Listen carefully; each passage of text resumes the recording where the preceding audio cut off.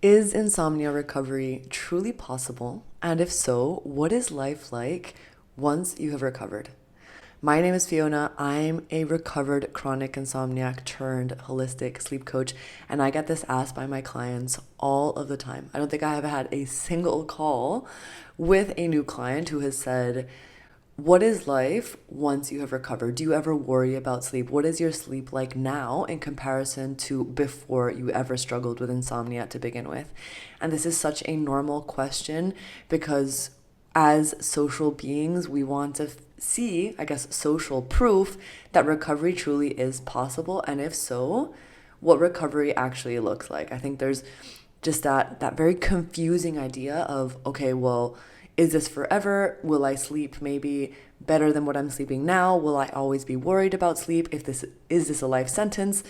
And if you're feeling like this is a situation that you feel very stuck in, let me just promise and guarantee that you are not stuck. And as someone who has personally recovered, trust me, things really do get better. And I'm going to be breaking it down in this video. Not only do they get better, but they get better than they ever were before.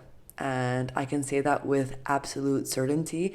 I sleep better now than I ever slept before insomnia. And that is because during the insomnia recovery journey, I also realized that my disordered view towards sleep started way before I even had insomnia to begin with. For example, I used to really believe that I needed 8 hours to function. I used to think that I needed a dark space, complete silence, that I couldn't sleep with absolutely anyone. And those thoughts and behaviors around sleep, even though I wasn't really an insomniac quite yet, affected me more than the sleep itself. And I'm going to be breaking that down in a little bit more detail. But if you are someone who is currently stuck and you're looking for a silver lining of hope, hopefully this can be the light at the end of the tunnel for you, and just know that things really do get better. So, getting into it, I think everybody's main concern with what is life like after insomnia is whether or not their sleep will ever be the same, if not maybe the same prior to them experiencing insomnia. And that was a very normal concern that I also had during my own insomnia recovery journey, and something that I see my clients struggle with a lot when they're also recovering. And as someone who's now on the other side, let me tell you, I sleep better now than I ever slept before. I sleep deeply. I sleep more than my partner. He falls asleep before me, but I always sleep longer than he does. I feel like my sleep is also deeper. Like I feel like I'm not as disturbed by sleep. And that's because I have fully detached from sleep having to look a specific way. Even before insomnia, I used to think that I needed complete silence, nobody moving around me, nobody snoring next to me, etc. The list can go on and on. And now, because I am fully detached from what sleep needs to look like, it's quite crazy because my body now gives me the sleep that I need without me getting attached to what it has to look like. Even on planes, like I travel a lot. My family lives in South America. I live in Europe. My partner's Australian. We are globetrotters at best. And I used to truly believe that I could never fall asleep on planes.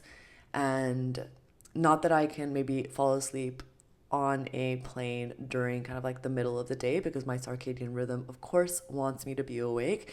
But now I just know that if my body is tired and if I'm reading my book on a plane and I start to fall asleep, I just allow myself to sleep. Like I feel like I have fully detached from the idea that sleep is some controllable outcome. In fact, sleep is completely the opposite. It's completely uncontrollable.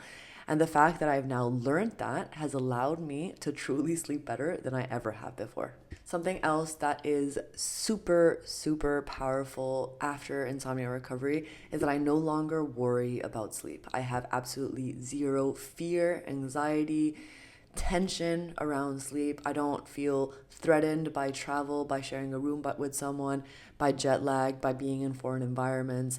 Whatever it may be, there are so many kind of secondary attachments when it comes to sleep, meaning I feel like I can maybe sleep well in my own physical environment, but I can't actually sleep well in a hotel. I can't travel. I can definitely not experience jet lag because that's going to disrupt my sleep. Well, after insomnia recovery, you just realize that you don't need to worry about sleep because insomnia is rooted in worry. And because sleep is also something that you can't control, you don't have to really worry about it to begin with, because it's going to happen independently of whether or not you try and control the outcome.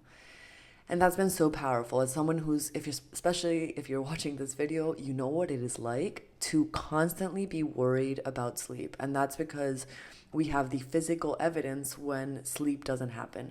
And yes, of course, I still experience bad nights at times because I'm human. I sometimes have an overly active mind, or maybe sometimes I experience jet lag. And yes, sleep is sometimes disrupted. However, I don't worry about it anymore. I just go about my days, I go about my nights. If sleep is nowhere to be found, then I read my book, and that's that. I don't feel any emotional reaction or attachment to whether or not sleep happens in this perfect, idyllic way. Number 3, and another powerful realization that comes when you recover from sleep, which also goes hand in hand with not worrying about sleep, is that I'm not attached to the outcome of sleep having to look a specific way. Meaning, I know that I can only control the controllable. And because sleep is an uncontrollable factor, regardless of whether or not my sleep goes exactly as planned, I still have the power to show up as my best and do the best that I can under the current circumstances. So even if, for example, if I am traveling east, so whenever you travel east, I think that affects kind of like your jet lag a little bit more, because you can't make yourself tired ahead of time, as opposed to traveling west where you're kind of staying up past your normal bedtime. It makes it easier to kind of fall into that rhythm. But whenever I'm traveling east, I just know that that's outside of my control. And if I just can't sleep more than 4 or 5 hours, I'm not going to be attached to my day being ruined because of that fact. Because I cannot control sleep, I cannot control how I'm going to feel the next day, but I can control how I show up. I can control what I do with my thoughts and with my emotions. I have learned to regulate my own anxiety and my own feelings attached to kind of like how life looks like, with or without that perfect sleep. And because I am not attached to the outcome of sleep, I'm also not attached to having to control it. Meaning, I do not worry, I don't get involved in the process of sleep. I sleep whenever I feel tired, or whenever, like it changes on a day-to-day basis. I don't have strict routines, wake-up protocols, etc., etc. I just allow sleep to come to me. Yes, of course, I love routine. I feel like routine is also freedom. However, if my routine gets disrupted, it is not the end of the world. In fact, I now fully know that I don't need to get involved in the process of sleep, because sleep is a completely passive process, similar to the feeling of being hungry. It is something your body gives you without having to get involved in it. And because I have fully experienced that now and learned that now, that basically means that I have absolutely zero involvement in my sleep altogether, which is actually fantastic, because that clears up so much mental space. That also means that I'm not worried about what I'm going to be doing in the evening and whether or not it's going to affect my sleep, whether or not I'm having a coffee too late in the day, whether or not I'm meeting up with friends too late, whether or not I'm having, I don't know, kind of stimulating conversations late at night, or if I'm watching a stimulating show or a stimulating movie, whatever it may be. I'm just not attached to having to control sleep, because sleep is completely uncontrollable, which means I just go about my day and I live it as best as I can within the parameters of me being able to have complete freedom to choose to do whatever I want with my time, and know that sleep will still happen, because it is something my body knows how to do without me getting involved in that process. And the last realization and thing that I really want to share that has been a game changer, so if you've also stayed around this long in the video, is that recovering from insomnia has made me so unbelievably resilient. It has taught me so much about the nature of emotions, about how we are rooted in survival, and that actually dictates how we view everything we do in life. And that has been so unbelievably powerful. I also just feel like, if you are currently struggling with insomnia, I know sometimes it feels like a never-ending battle.